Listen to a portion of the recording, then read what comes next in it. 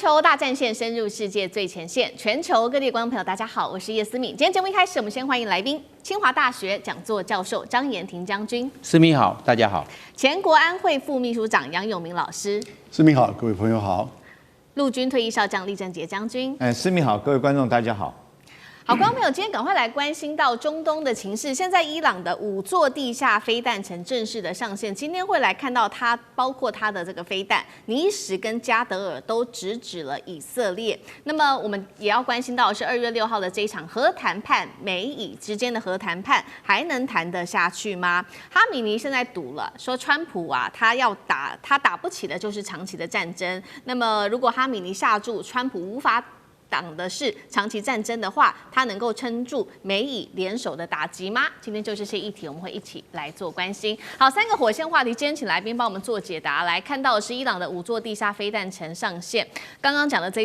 這2款長程的飛彈射程直指以色列，美軍即使他祭出他的空襲、他的特戰，能否徹底摧毀掉伊朗的這個彈道飛彈庫存呢？它的反擊能力跟生存率到底有多高？第二件事情來看到了，現在呢，哈米尼也正式的說了，彈道飛彈計劃就是我們的紅線，是沒有辦法妥協的。那這一場2月6號的核談判還能談出一個結果嗎？最後來關心的是，哈米尼已經壓住了川普不會打長期的抗戰的，那麼這個哈米尼可以靠他的這些飛彈的庫存，再加上在中東各地的代理民兵網絡來撐住來自於美國跟以色列的打擊嗎？今天就這些議題，我們會一起來做關心。好，在2月6號這一天，美國跟伊朗之間在阿曼正式的來談有關於核協議這件事情了。但是呢，哈米尼有一件事情是說，我絕對不可能讓步的。美國，你休想要讓我讓步，就是有關於彈道飛彈的計劃。他說這個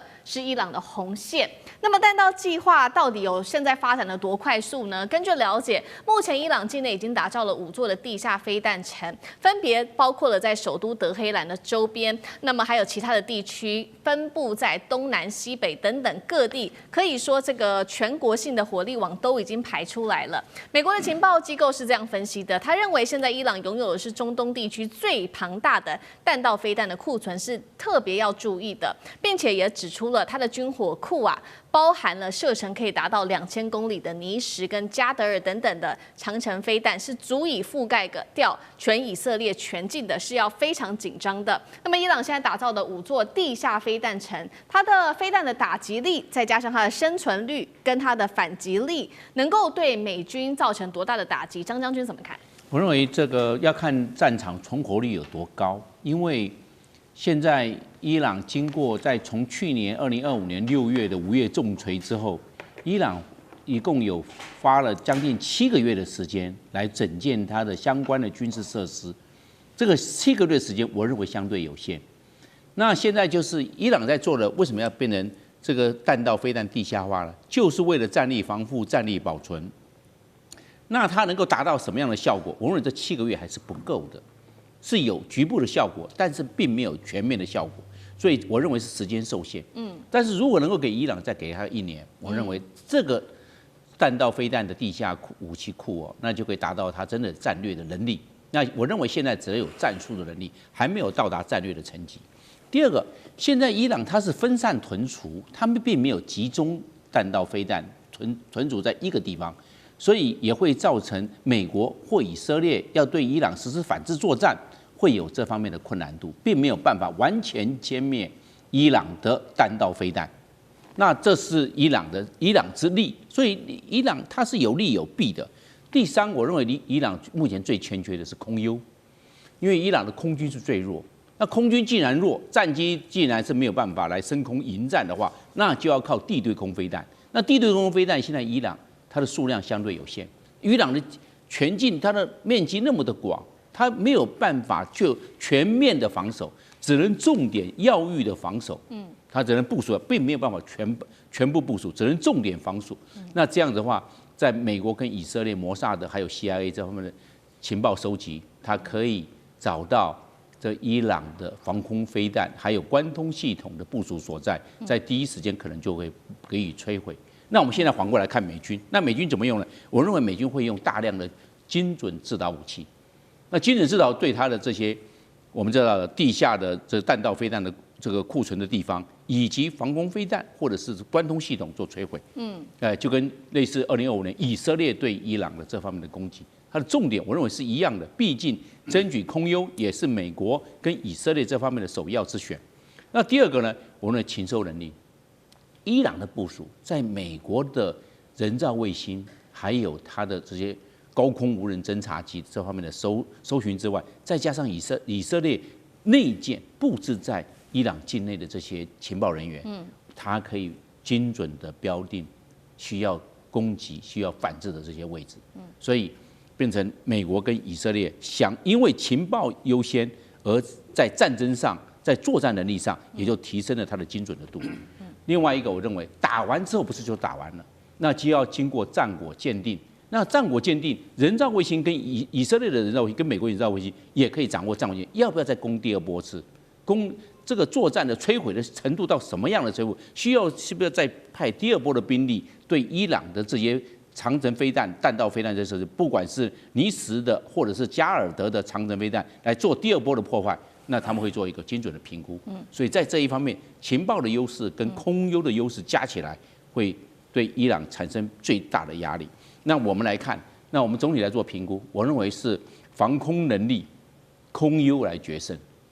決勝。我認為如果談判沒有到達一定的妥協的程度，來獲得了雙方美國跟伊朗最大的公約數，那我認為美國動武的可能性非常之高。不然美國勞師動眾，不管航空母艦或者是 F-15，還有C5A的銀河式的運輸機、西妖拐的空中霸王運輸機，也包括美國的 F-15跟美国的 F-35逆中戰機都到了。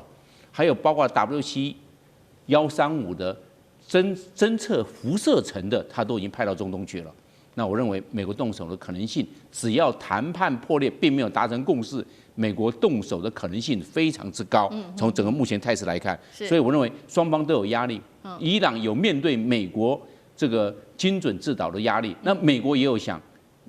要想一想伊朗的報復能力。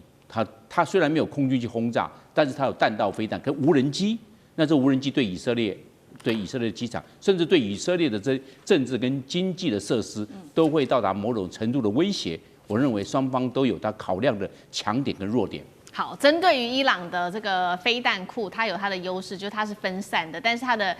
缺點就是美國它掌握了情報跟整體的空優。那這樣子同樣的問題也請教永明老師怎麼看？那2月6號的這一場，也就是今天的這一場核談判，伊朗在這方面有多大的底氣？老師怎麼看？我們還是專注在這個彈道飛彈。以色列其實是在第3次中東戰爭，也就是在1967年，我們叫6日戰爭。阿拉伯國家把它叫6月戰爭，以色列叫6日，因為6個工作天打完了。那阿拉伯這邊不是6個月，他是說那一年的6月。之後他大概就被認為開始擁有核子彈頭，可是他沒有試爆過。我們現在把世界上的核武國家，事實核武國都會把以色列算進去9個國家，大概估計他有80到200枚。2006年，以色列的總理在歐洲自己承認，他說伊朗很快跟我們一樣會成為核武國，大家也沒什麼反應。可是面對以色列擁有核武，其他阿拉伯國家怎麼辦？彈道飛彈，尤其是中程彈道飛彈，所以伊朗是如此，沙烏地阿拉伯、沙特也是如此。那伊朗就看到他空軍很弱，他沒有強空軍，但是他有強的彈道飛彈。他從大概60年代、70年代就從蘇聯那邊取得飛毛腿飛彈，自己發展流星1號等等之類的。那然後呢，到了2000年之後呢，他就開始在做往中程，那個時候已經有來到500公里。我們講1000公里範圍之內就叫短程，1000到3000這叫中程。然後大概到了差不多流星3號的時候呢，這個大概就2010年到近期，他已經自己宣稱是來到2000公里的射程，然後呢，大概是1500公斤，然後進入到大氣層，因為彈道飛彈是要進入到大氣层外，然後進入大氣层的時候，大概已經是8馬赫，精準度大概在30公尺範圍之內。可是我們上一次看以色列跟伊朗之間相互交換彈道飛彈跟無人機的時候呢，還沒有看到這個2000公里射程的中程彈道飛彈。可是呢，伊朗是有多數，大概統計起來至少14種不同的彈道飛彈，所以短程的都已經打到特拉維夫這邊來了。因此它的彈道飛彈就是一種嚇阻，就是一種反制以色列。因為它沒有核子武器，那當然也是反制美軍的基地。所以我們現在看到，就是當美國現在要跟伊朗談核武的時候呢，伊朗就說絕對不可以把這個彈道飛彈放進來，而且他還展示他這個彈道飛彈地下層，就是說你打你也把我打不光，你就算打了核子武器，通常發展核子武器一定要中程或者是長程，最好是長程洲際彈道飛彈作為載具，你才具有核嚇阻的能力。可是呢，現在他沒有我不知道他有核武器，但是他目前中程以上、長程目前當然還沒有出來。可是這個2000公里如果確實為真的話，那它將來就可能作為核武器的這個載具，那不只是彈道飛彈的嚇阻，而可能真的就成為核武器的載具。所以美國這邊也當然希望他把它放進來，但是伊朗這邊說我放進去，那我既沒空軍，我也沒足夠的數量去反制你。我除了地下化，我當然要發展比較中程，因此他就不願意把這個放進去。所以現在就看這個雙方美伊雙方是不是針對這個中程彈道飛彈是要把它放進來？對。但我覺得伊朗方面為了自保，他是不會同意的。好，除了中程彈道飛彈是這個美伊之間接下來要持續溝通的部分，那有關於核武，現在也有一個說法說，看起來表面好像伊朗已經讓步了，因為他說呢，這個他要放棄這種高純度的核原料，甚至說要放到俄羅斯那邊去。但是有一個說法，認為說哈米尼根本就是知道說，這個主要是在爭取時間，只要撐過川普的任期的話，那他之後還是可以恢復這個濃縮鈾的活動，再繼續造核武的，並且呢，哈米尼也在賭一件事情，說川普不會為了伊朗讓美國再陷入一個無止境的中東戰爭。酈將軍又怎麼看？其實我倒是覺得說這一次這個美國跟伊朗的談判，目前看起來是伊朗先占了上風。為什麼我這樣講？因為原來說兩個國家原來說好在土耳其來舉辦這個會談的後來伊朗說不行，我們要改在阿曼，而且只有我們美國跟以色列，我們兩個國家來談就好了，周邊國家都不要來參加。剛開始美國不答應他說要周邊國家都一起來，包括到海灣地區的這種沙烏地阿拉伯等這些國家要一起再以觀察員的身份，但最後美國屈服了所以第一招我認為是在這方面來講的話，談判還沒開始。我認為是伊朗先贏了第一招那為什麼伊朗會贏第一招呢？我們知道談判這個戰爭之間的談判一定是在戰場上面，你取得某些成果之後，然後你才有可能在談判桌上面取得有利的價值嘛。我認為伊朗為什麼可以在這個談判桌上面第一招先贏了呢？就是因為它有這些的所謂這個戰略的彈道導彈可以威脅到以色列，這是它最重要的一個目的。而且它這些彈道導彈分存在所謂地下庫。孫子兵法講了一句話：善攻者動於9天之下，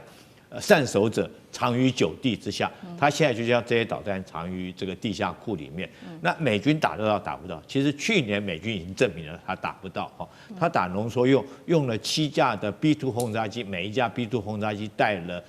了2枚的這個 GBU-57的專地彈，那個很大的，可以打穿鋼筋混凝土60公尺深的，他也沒打到濃縮鈾核設施啊。那你說這個時候他怎麼可能對那麼多個目標來實施專地的攻擊？美國的這種 GBU-57的這個專地彈，目前它原來只生產了20枚，上次用掉14枚，剩下6枚。所以我覺得這個你要動它這個地下彈道層是動不到的。另外來講的話，孫子兵法有講一句話，叫做“兵貴拙速，未獨巧之久矣”，就是作戰講究兵貴勝，我只要打完勝仗就好了，我就要用最笨的方法，可是我能夠在最短的時間取得勝利，這是最重要的。不是像是在變魔術一樣變來變去，好像玩花銷一樣搞很久，你的後勤資源什麼就一定付出很龐的代價。我們以美軍來舉例來講，去年他打這個12天的這種以伊的戰爭，他進去1天就出來了就轟炸完以後他就出來，他沒有在那邊多停留1刻，就打個卡就快閃。那委內瑞拉他是不是也是1天快閃？對。但是他在那邊耗很久的戰爭，我們看到就是阿富汗戰爭，到最後他花了好幾百億的美金丟在那邊，跟打水漂一樣，最後還是兵老屍疲哈，最後回來。所以我認為這一次啊，這個哈米尼他不是壓住，他根本就是這個吃定你美國哈，不敢在這邊打長期的戰爭，也沒有這能力攻擊掉他所有的導彈庫，你根本就打不掉。所以我認為在這一局哈，談判還沒開始，我認為伊朗先贏了第一步。好，謝謝酈將軍。那我們休息一下，馬上回來。地緣政治、內中之爭、戰略價值、強權崛起、小國生存，現在與未來洞悉事件走向，掌握世界脈動，全球觀點盡在環球大戰線。接下來我們要持續來關心在中非現在在南海這邊的大規模的布局哦，現在看起來區域衝突一觸即發。其實首先我們今天會來特別關注中國大陸它在它的西沙群島這邊的，包括羚羊礁大規模的填海，再加上軍事擴建，另外也會來看到在武器方面的建設，在永興島上面放了紅旗跟轟6K 也都全上線，中非的區域衝突一觸即發。今天我們會一起來做關心。好，尤其我們今天看到的是解放軍其實南部戰區在2月4號跟2月5號在南海可以說是動作頻頻。首先，南部戰區先公布了組織艦艇的編隊在這個地區展開了實戰化的訓練之後，新華社報道呢，這個仁愛礁的部分也有這邊做了一個執法的記錄，是解放軍的海警船。那麼再來看到是中國大陸它在西沙群島剛剛特別提到的羚羊礁這邊做了大規模的建設，啟動的是填海造陸，還有它的設施擴建，並且可以在這上面看到解放軍的新動作有非常多，包括它有它的運輸通道，還有滾裝船的泊位都已經看到了，並且可以看到這些為了重型的設備、車輛以及機械運輸跟登陸預做好了準備。這個地區我們可以看到，中國雖然佔有實質的佔領，但是台灣跟越南也都聲稱自己在此地區擁有主權。節目一開始先請教酈將軍怎麼看了這個西沙的羚羊礁？為什麼中國大陸要在這邊展開這種大規模的工程？這背後的戰略意義又是什麼？我覺得在羚羊礁哈就是針對越南而來的。我們知道這個中國其實在西沙哈已經有建立一個，而且是最大的島礁，而且成立為一個4級的單位，叫3沙4哈，就是永興島。那永興島大到什麼程度呢？它上面已經可以開火鍋店了哈，除了駐軍之外，它也可以當做旅遊的一個場所。所以事實上，中國在西沙部分已經有了一個島嶼。那在南沙部分，我們就知道有這個楚碧、永濟哈，這個美濟，這個等永暑等3個島礁哈，都已經完成了建設。那為什麼這時候又要在羚羊礁哈開始建設？我覺得最主要是針對越南而來的。我們都知道，越南在西沙部分目前已經有20幾個島礁，它也在填島造陸。那中國基於外交上面不願意跟這個越南發生軍事上的衝突，所以它必然會在它能夠實質控領的羚羊礁上面這個大興土木填島造陸哈。那目前看到這個羚羊島已經這滾裝貨輪已經上去了，那滾裝貨輪上去代表它的重機械、車輛等等就可以很快速的下來。我這邊要因為我個人曾經駐守過這種小型的離島包括到大膽啦、二膽啦、東定啦這些島礁我都駐守過。我知道你駐守在這個島上，不是說你部隊擺上去以後你就可以守得住，絕對不是。你駐上去以後，第一個官兵要在這邊長期駐守來講的話，首先要解決的是官兵的生活設施，你必須要解決。第二個，他的武器裝備要上得去，後勤資源要能夠支援得上，後續的補給運輸也都一併要解決，這才能夠發揮你佔領的目的。那如果說你只是人在上面來講的話，這個是不形成戰力的。那我認為以越南現在的國力，雖然他在西沙佔領了20幾個島，但是我不認為他有這個駐守能力。我舉一個最簡單的例子來講，你在島上的官兵，你總要喝水吧？在那四周都是海，那個你挖井下去出來的水也是鹹水。那以前我們在上面都必須要送什麼呢？要做海水淡化機才能夠基本上面供給島上官兵飲水或者是沐浴使用的用水。那你那個海水淡化機，這個包括機子本身要用的油料，還有離心機，還有過濾膜等等哈，那都要定期做補充的。所以對這些來講，我們那時候對我們都形成很大一個負擔，因為你定時海軍就要把這個物資送上去。第二個，這個官兵在島上面生活哈，這個你要吃新鮮的蔬菜跟水果。那第三個，當然對於島礁上面你要建設各項基地，有時候像一些重型的武器，你不是擺上去就能夠打，它的後坐力、它的承坐力，如果說只是沙礁來講，它承受不住，你必須要加固加強。所以我認為這次011礁哈，這個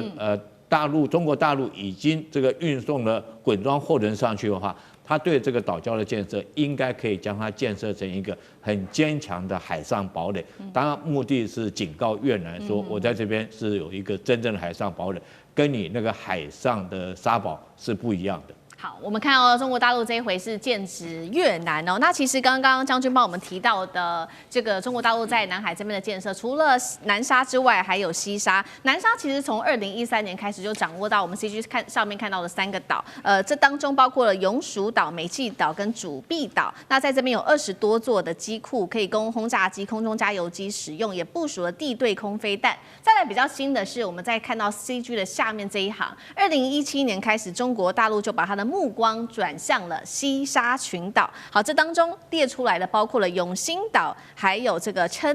琛航島跟羚羊礁。在這邊特別要關注到的是永興島部署了紅旗9跟轟6K 等等。那其他地方還包括了有直升機啊，跟這個它的艦隊基地。怎麼看從南沙一直到西沙這一路的一連串的布局跟建設？那在羚羊島的建設之後，下一步它可能中國大陸的目標會是哪裡？將軍又怎麼看？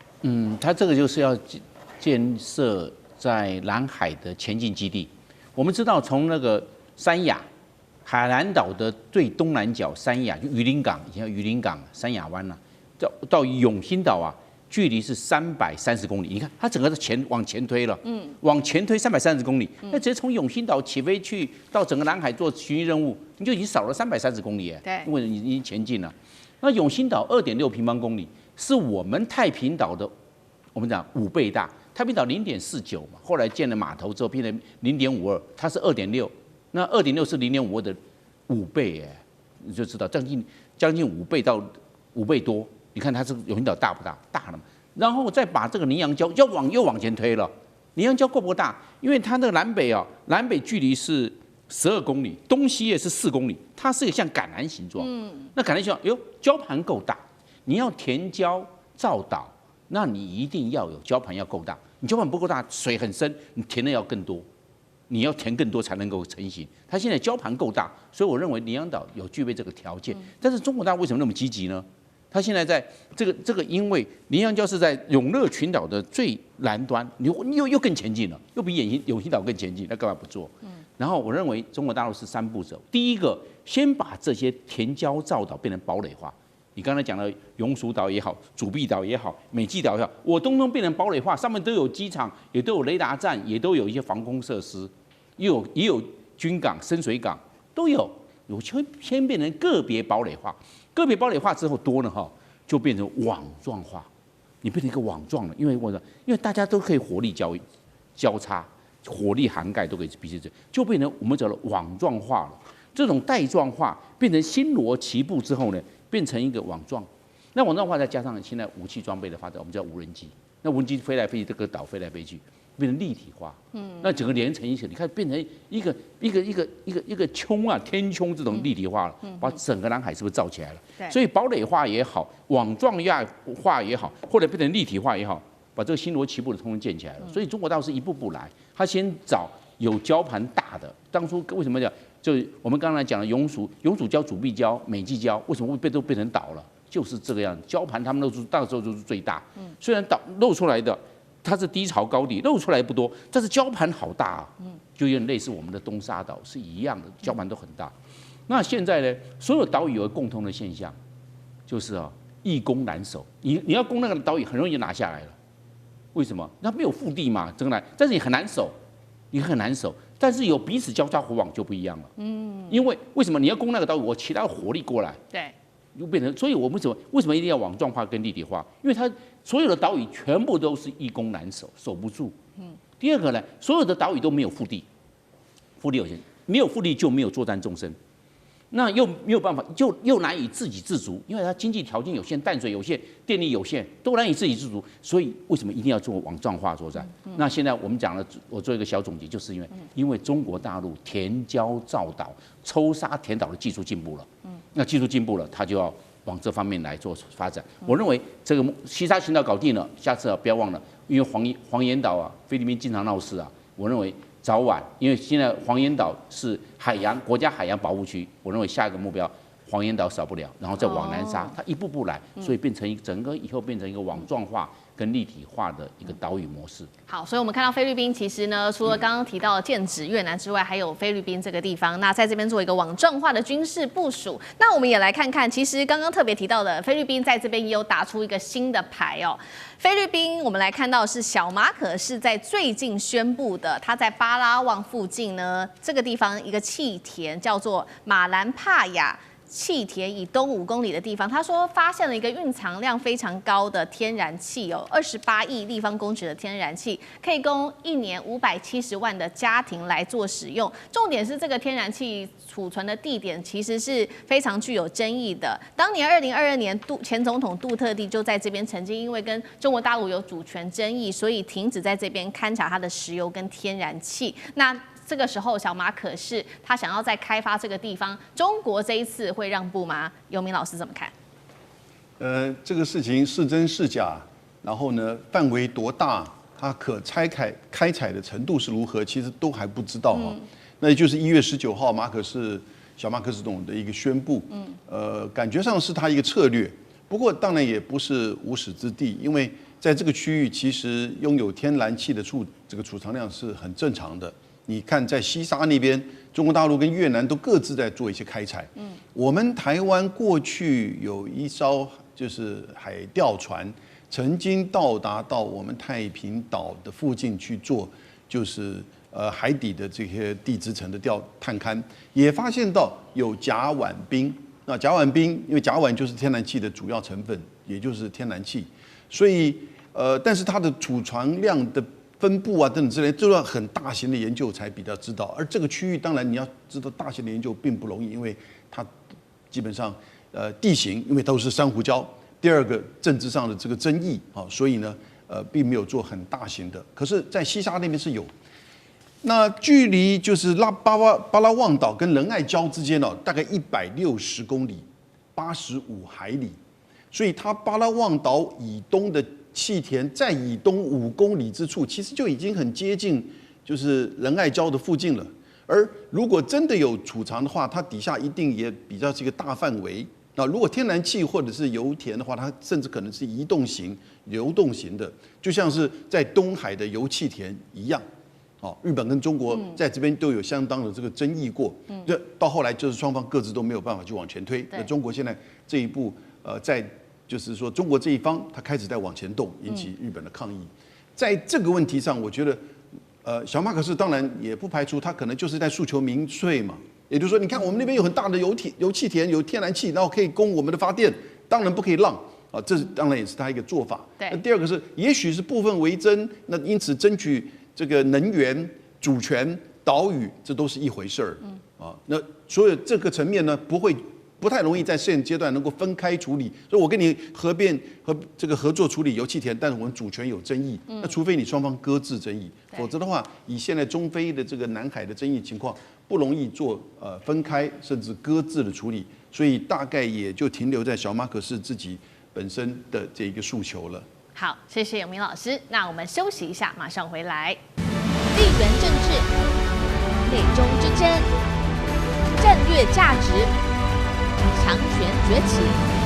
小國生存。現在與未來，洞悉事件走向，掌握世界脈動，全球觀點盡在環球大戰線。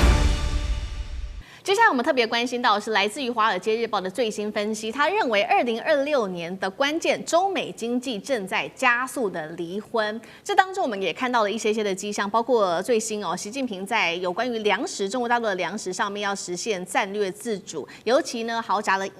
兆元來補助，這當中包括了關鍵項目，像是東北的大豆。那美國的豆農這時候怎麼辦呢？中國買美豆，現在買的這些量都只是過渡期嗎？今天我們會一起來做關心。好，中美現在之間的關係被形容是冷戰2.0，但是呢，我們看到，好不容易啊，這個川普跟習近平這一回是終於說上話了。他們這一次直接通話談的話題其實非常的多，包括涉及到了貿易、軍事，還有川普說他4月會訪中，跟台灣議題等等。在這場對話結束之後，川普其實是非常開心的，他認為雙方之間有非常好的一個談判。他說這是一場出色而且長久深入的對話，因為呢，他特別提到了有關於大豆的問題，就是美國農民最關心的大豆議題。他說，北京啊，現在也在考慮了，會大幅提升向我們美國採購大豆的數量，從原本的1200萬公噸，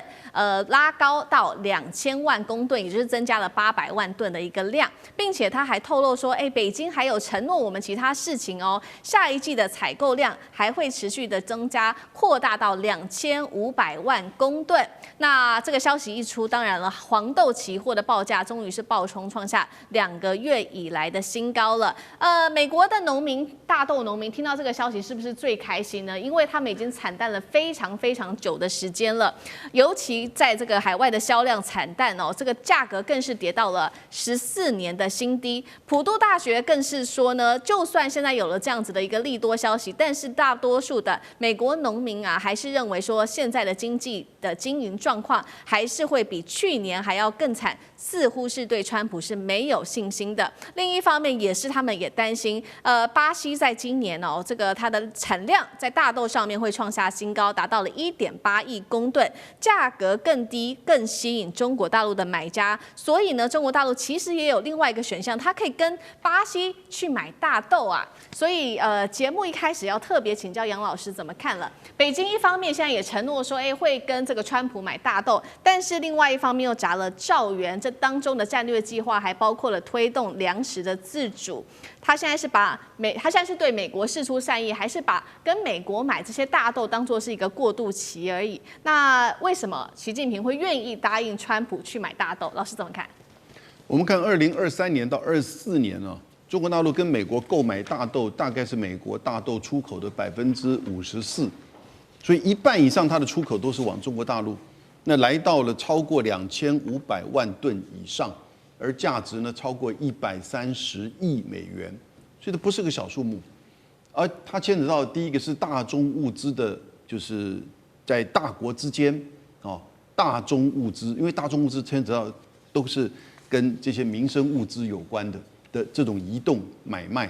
那第二個呢，它牽扯到的就是甚至這兩國之間的外交跟經濟關係。所以你看到像是去年，它就變成一個大陸這邊採取了一個反制的作為，針對美國的關稅戰。可倒過來，美國這邊也變成要求大陸必須要增加購買大豆，如果你要恢復跟美國之間的關係，或者是降關稅的話，所以雙方都把它當做一種大宗物資、一種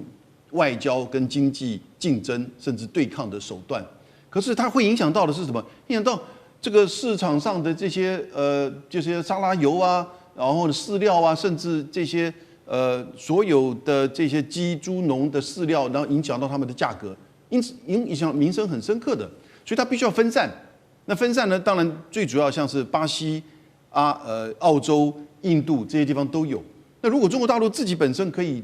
提供比較穩定的比例的話，那它依賴外國的進口就會降低。所以這個是從民生跟戰略，以及甚至跟大國之間的政治經濟上面考量。是一定要做的。第一個要分散來源，第二個呢，你要增加自己生產的這種比例。那同樣的，美國這2天，美國也在開一個礦物與資源部長會議，50多個國家的部長集合，就是大家是不是一起來思考，怎麼樣擺脫中國大陸對於稀土的這個壟斷？雖然不太可能達成什麼有效的這個結論，但是呢，現在國家之間彼此都是如此，尤其是大國針對這種大宗物資特別像這個大豆，我們這次看到它成為一個中美競爭裡面的一個籌碼跟工具了。好，中美博弈持續的在進行，除了在稀土上面的競爭，還有大豆。那其實《華爾街日報》最新也示警，他認為現在中美之間的關係其實是非常的緊繃的。他認為兩國正在加速走向離婚哦。這個當中包括從半導體、能源一直到食品，都是他們分手的核心。而且這些核心的產業其實都涉及到一個國家的國家安全。那同時間，在《華爾街日報》提出示警的時候，我們確實看到中國大陸現在在糧食上面實現的就是戰略自主。習近平在針對農業方面祭出了非常多新的策略。首先要看到的是獲得了1兆美元的國家戰略物的一個補貼的，包括這些補貼會給農民哦，給他更多的大豆種植的補貼，試圖要降低對於美國的依賴。第二件事情是中國在今年釋出的2026中央1號文件，針對了小麥、水稻用最低收購價護航，那麼玉米、大豆也有補貼哦。再來就是習近平推動的現代化農業要來加速在東北地區，尤其是這邊的糧倉的振興。那它這邊中國的糧倉主要產區在這邊的產量更是達到1/5以上，並且在現代化的發展當中也納入了像是雲平台，可以做在線上做更好的一個觀測農業的觀測。那也請這些大企業來去全面化的大規模的去管理農業哦，提高效率，降低成本。那目前我們看到中國大陸在大豆，尤其是這種戰略物資上面，它的自給率其實還不到20%，因此成為習近平非常想要努力的對象。酈將軍怎麼看？現在習近平想要把大豆列為他的重點項目之一，那未來美國還可以對於這個大豆，對於他來說還具有戰略價值嗎？你有沒有想過，大陸的人口12億人，每天早上起床就有12億張嘴張開來要吃飯，所以其實我覺得你要，可是這不是當笑話，你知道，你把人民餵飽了，人民就不會造反。如果老百姓吃不飽，中國歷史上我們都看出來，當老百姓這個局勢動亂，大部分都是因為發生了饑荒，所以老百姓吃不飽就會造成饑荒。所以中國共產黨他領導他很重視的一件事情就是糧食的問題那不可諱言，在這個在之前也就是說文革之前，大陸本來也要想要這個生產做好糧食儲備，可是那個時候沒有用科學的方法，所以造成很多的那一陣子在這個文化大革命期間也發生過饑荒的事情。但現在來講，我覺得中國大陸它從其中學到很深刻的教訓，因此現在中國大陸到我們今天講的狀況為止，全世界有1半的糧食儲備是在中國大陸的，所以它糧食儲備是沒有問題的，尤其是說這個人吃的部分包括糧食、小麥這2種，因為我們稱之為是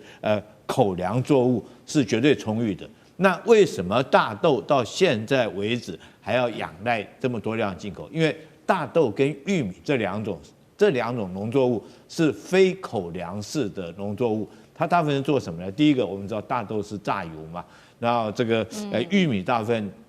大豆還可以做什麼？它是拿來做成飼料，餵豬餵。所以代表什麼呢？代表大陸的老百姓，他除了要吃得飽之外，他要吃得好。他希望能夠獲得更高的、更優質的蛋白質，所以他需要雞肉、豬肉等等這些，所以他會需要大量的這個大豆來進口。那目前來講，中國當然會自己想辦法能夠自給自足，因為他覺得糧食這種東西如果卡在這個別的國家手上來講的話，就跟這個天然氣、油料卡在別的國家手上，是對國家的安全構成很嚴重的威脅。所以他必須要自給自足。在這種狀況下，我們看到中國每一年他所謂的1號文件講的都是什麼？都是在講糧食。所以由此中你就可以知道，中國是非常重視糧食生產的。那現在來講，他已經發現說大豆必須這個幾乎90%要仰賴從美國進口。當然他也開始要怎麼樣增產自己的大豆了。那中國有一個很好的土地肥沃的地方，叫東三省，東北這個地方土地非常的肥沃，它的糧食產量占全國的1/5以上。所以那當然你除了說有這個很好土地之外，你國家要有很好的政策能夠配合。我們現在看到中國大陸對農業的政策，第一個它是補助這個補助這些農業，因為做農的事實上非常辛苦，你可能這個很辛苦的用你這個成本也非常高，包括人力的成本、農機的成本、肥料这个肥料的成本，这个化学的成本哈，人工的成本等等两成本很高，可是市场往往波动会很大的。我们经常講谷賤傷農嘛，如果說是農作物生產太多了，這個老百姓農民就賺不到錢；如果說生產不足的話，那老百姓又吃不夠。所以說，我覺得中國大陸在這方面管控的非常好，他希望用着補貼的方式哈，然後很合理、很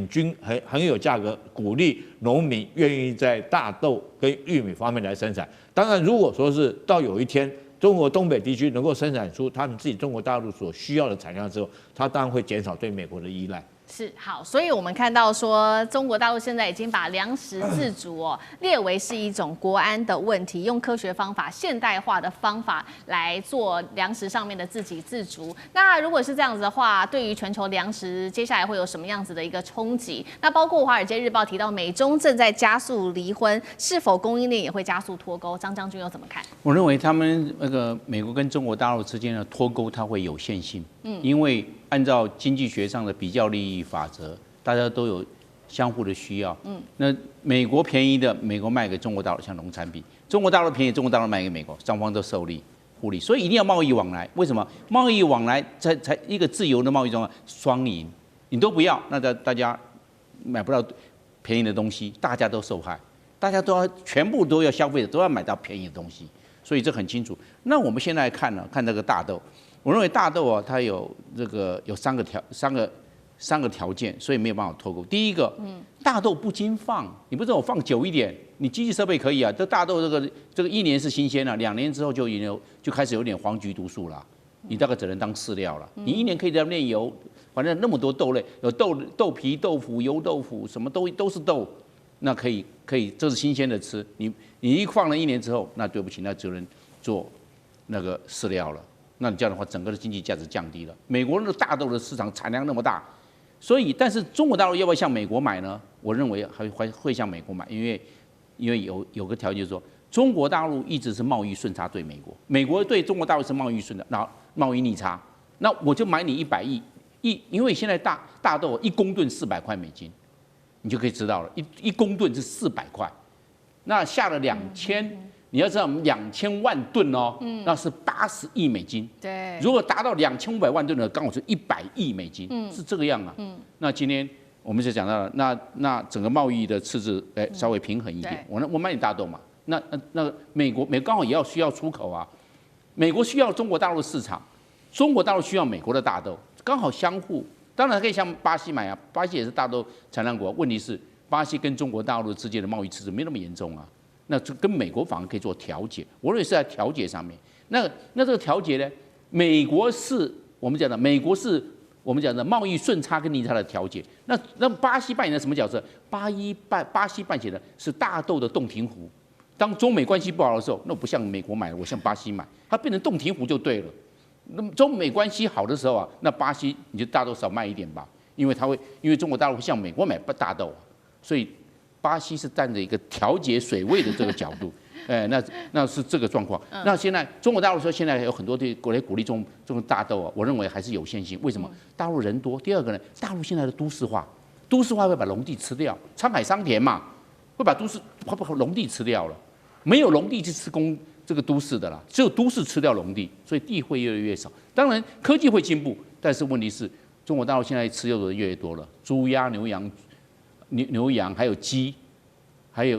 有我們所講的豬，那些通通都要吃飼料將來，那現在大家吃多肉多了，那些都要吃飼料，所以大豆的需求量只會多不會少。好，謝謝張將軍。那我們休息一下，馬上回來。地緣政治、美中之爭、戰略價值、強權崛起、小國生存，現在與未來，洞悉事件走向，掌握世界脈動，全球觀點盡在環球大戰線。好，接下來關心到，難道 AUKUS 可能會解體嗎？因為澳洲它拒絕介入在台海的戰爭當中，那麼不聯手抗中就免談。美國現在考慮不賣核潛艦給澳洲了，怎麼回事？今天一起來做關係。好，我們看到的是川普在去年好不容易才點頭說這個美英還有澳三方的安全夥伴關係，也就是 AUKUS 這邊談成了這個核潛艦的協議，也就是說，主要是符合美國優先的戰略。他接下來會來協助澳洲在未來15年內可以取得3艘的維吉尼亞型的核動力攻擊潛艦。但現在呢，根據了解，這樣子的一個計劃已經生變了，因為美國國會這邊做了一個研究，他認為說，你現在澳洲啊，突然間又說你不願意承諾在台海發生衝突的時候協助美國，所以呢，這個國會的研究就認為說，美國應該要這個時候好好的考慮一下，是否要拒絕出售維吉尼亞級的這個核潛艦給澳洲，那麼改由美軍自己來掌握，確保說這一項最頂尖的戰力能夠直接投入在台海的戰爭當中，並且呢，報告也同時建議說，如果說不賣核潛艦給澳洲也沒關係，可以賣其他的東西。這邊特別提到說，澳洲可以把經費拿去購買美國的長程反艦飛彈、無人機，還有 B-21長程轟炸機等等的武器。但是現在等於是美國自己反悔了，不願意賣核潛艦給澳洲，這樣子的一個 AUKUS 會不會被瓦解掉？澳洲會答應讓美國把他自己的核潛艦放在澳洲的基地嗎？酈將軍又怎麼看這件事？澳洲總算是清醒了哈，他因為原來 AUKUS 這個最早的時候，澳洲自己要買潛艦，他是跟法國買的哈。結果沒想到美國搶這筆單哈，這個搶完單之後，你知道那時候馬克宏很生氣哈，這個澳洲就跟法國解約了嘛。那美國說你不要跟法國買，我賣給你哈，8艘的 AUKUS 最新型的維吉尼亞級的潛艦，然後這個合約定的是說最早的時候因為要對抗中國哈。所以說，美軍先這個派了3艘在這邊協助澳洲一方面做人員的訓練，也在這邊駐守。那之後來講，美國幫澳洲生產3到5艘，然後之後再由澳洲自己來生產剩下的3到5艘，總共加起來是8艘的維吉尼亞級潛艦，其中還包括到的英國也加入，所以 AUKUS 是英國、澳洲還有美國3國聯盟。但是我們試問一下，你澳洲你做這些潛艦要幹嘛？是美國叫你做完這潛艦，叫你美國叫你去跟中國大陸對抗啊？因為我們知道核潛艦它的尤其是維吉尼亞級是屬於攻擊型潛艦，那它的航程可以很遠，當然就是到南海，目標就是叫澳洲到南海那邊去制衡中國。那澳洲自己花錢去做了潛艦去幫美國打仗，你会不會覺得澳洲有一點當盤子的感覺哈？所以我覺得澳洲這次清醒了。我做的潛艦當然是以護衛我自己國家，這是第一個。他做這個潛艦，我如果說我自己花了錢去買潛艦，結果做完以後是去幫你美國打仗，